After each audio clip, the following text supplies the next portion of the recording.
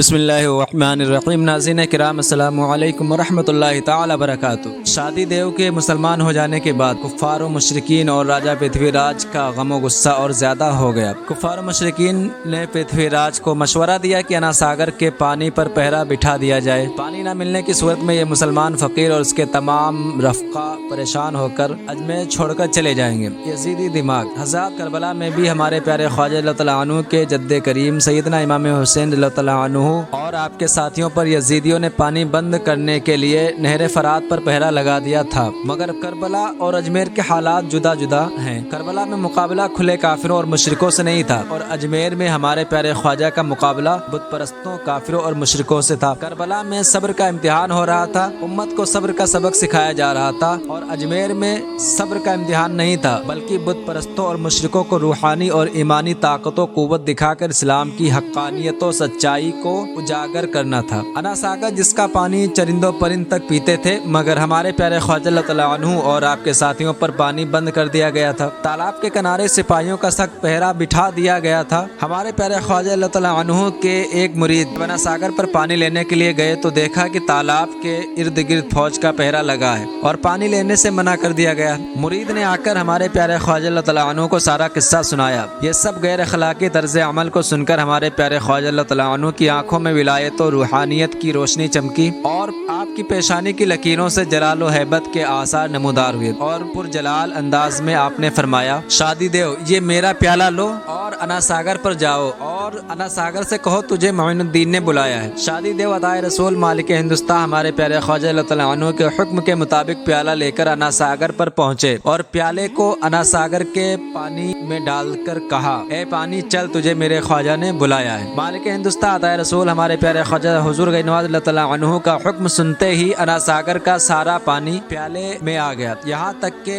اجمیر کے دوسرے تالاب اور کنویں کا پانی بھی پیالے میں سما گئے، اور سارے تالاب اور کنویں خشک ہو گئے۔ اور مزید حیرت کی بات تو یہ ہے کہ عورتوں اور جانوروں کا دودھ بھی سوکھ گیا۔ حضرات ہمارے پیارے خواجہ رضی اللہ تعالیٰ عنہ کو حیران و پریشان کرنے والے خود حیرانی اور پریشانی میں مبتلا نظر آنے لگے۔ پانی بند کرنے والوں پر پانی بند ہوتا ہوا نظر آیا۔ فاصلہ کتنا بڑا ہے انا ساگر کا مگر، فاصلہ کتنا بڑا ہے انا ساگر کا مگر، حکم پاتے ہی تیرے کوزے میں آیا خواجہ۔ اجمیر کے لوگ گھبرا گئے اور راجہ پرتھوی راج کے پاس پہنچے، اور پرتھوی راج سے بتایا کہ راجہ غضب ہو گیا ہے، یہ مسلمان فقیر بڑا ہی کمال و بزرگی والا ہے۔ ہم نے تو اس فقیر پر پانی بند کیا تھا، مگر اس درویش نے اپنے ایک مرید کے ذریعے تمام انا ساگر اور پورے اجمیر کا پانی اپنے ایک پیالے میں بلایا ہے۔ اب پورے انا ساگر کا پانی اس مسلمان فقیر کے قبضے میں موجود ہے، اور ہم لوگ اس فقیر کو پریشان کرنے والے خود در بدر کی ٹھوکریں کھا رہے ہیں، اور اگر پانی نہ ملا تو موت و ہلاکت کے سوا کوئی صورت نظر نہیں آتی۔ تو راجہ پرتھوی راج نے لوگوں کی مصیبت و زحمت کو دیکھ کر محسوس کیا کہ اگر پانی نہ ملا تو ہماری قوم پانی کے بغیر ہلاک و برباد ہو جائے گی۔ بڑا مجبور اور لاچار ہو کر کفار و مشرکین کا راجہ پرتھوی راج اولیاء و اصفیاء کے راجہ ہمارے پیارے خواجہ حضور غیور نواز اللہ تعالیٰ عنہ کی خدمت اقدس میں حاضر ہوا، اور اپنی غلطی اور بے ادبی کا معذرت خواہ ہوا اور معافی طلب کی۔ رحمت عالم صلی اللہ علیہ وآلہ وسلم کے شہزادے رحمت الہند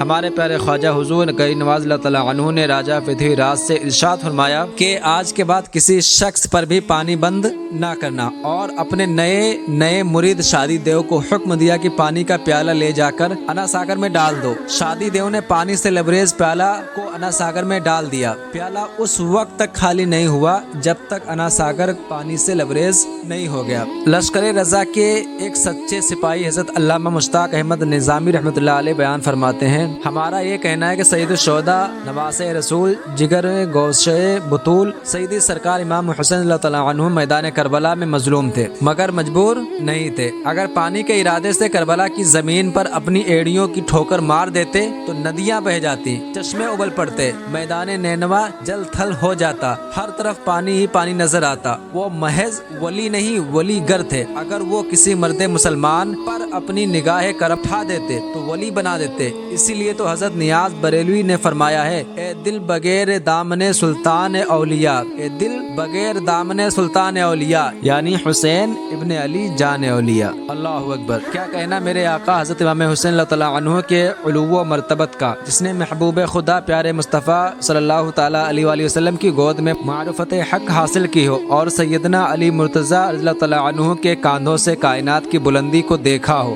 और छुआ हो, और हज़रत सैयदा फ़ातिमतुज़ ज़हरा रज़ियल्लाहु तआला अन्हा की चादर में सिमटी हुई पूरी कायनात का मुताला किया हो। कोई बदबातिन और आँख का अंधा ही कह सकेगा कि इमाम हुसैन रज़ियल्लाहु तआला अन्हु वली नहीं है, या फिर इमाम हुसैन रज़ियल्लाहु तआला अन्हु करबला में मजबूर थे। हजरात, सैयदना इमाम हुसैन रज़ियल्लाहु तआला अन्हु सिर्फ वली नहीं वलीगर थे। इसीलिए मैंने अर्ज किया था कि करबला में इमाम हुसैन रज़ियल्लाहु तआला अन्हु मजलूम थे मगर मजबूर नहीं थे। अगर वो चाहते तो एड़ियों की ठोकर से मैदान करबला को जलथल कर देते। हजरात, कहीं मेरा उन्वान भूल ना जाइएगा। सवाल करबला पर है और जवाब अजमेर से मिल रहा है। इमाम हुसैन रज़ियल्लाहु तआला अन्हु करामत वाले हैं मगर करामत दिखा नहीं रहे हैं कि उन्हें कौम को दस्तूर हयात और उसूल ज़िंदगी देना है। यानी ए लोगों, अगर तुम जीने का ढंग सीखना चाहते हो तो हुसैन रज़ियल्लाहु तआला अन्हु को फातिमतुज़ ज़हरा रज़ियल्लाहु तआला अन्हा के आंगन में देखना, और अगर मरने का सलीका सीखना चाहते हो तो हुसैन रज़ियल्लाहु तआला अन्हु को करबला में देखना। मैं तुम्हें मौत और जिंदगी दोनों का सबक पढ़ाने आया हूँ। लेकिन हमारा मुखालिफ बहुत ही जिद्दी और हट धर्म है। हमारी